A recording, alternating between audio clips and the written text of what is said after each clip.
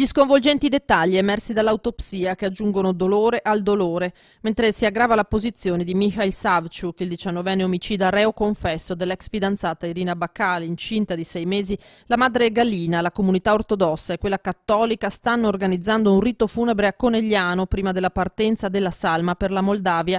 Si terrà forse lunedì nella chiesa dei Giuseppini, San Martino. Ho visto tanta gente che è venuta anche da me a informarsi di questa situazione, visto che Irina abitava nell'ambito della nostra parrocchia. Molti la conoscevano, una ragazza anche serena, tranquilla, bella, ecco, dialogante.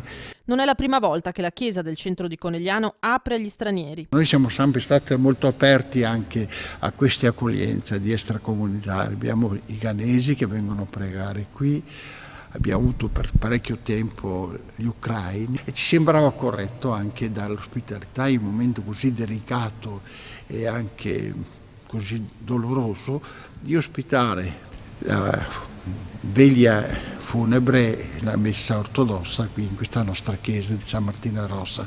La veglia ortodossa è stata autorizzata dal vescovo di Vittorio Veneto, Corrado Pizziolo. Il vescovo è stato molto disponibile e ha dato subito il suo benestare perché questa liturgia ortodossa fosse celebrata in una chiesa cattolica. Ecco, mi pare che sia bello. Sia la madre di Irina che la zia sono molto religiose, da 15 anni a Conegliano, badanti che quotidianamente si occupano di anziani. Per Don Guglielmo era doveroso che la comunità stesse loro vicina. Mamma vuole chiamare il piccolino che doveva nascere fra un paio di mesi, lo voleva chiamare Nicola, la vuole chiamare.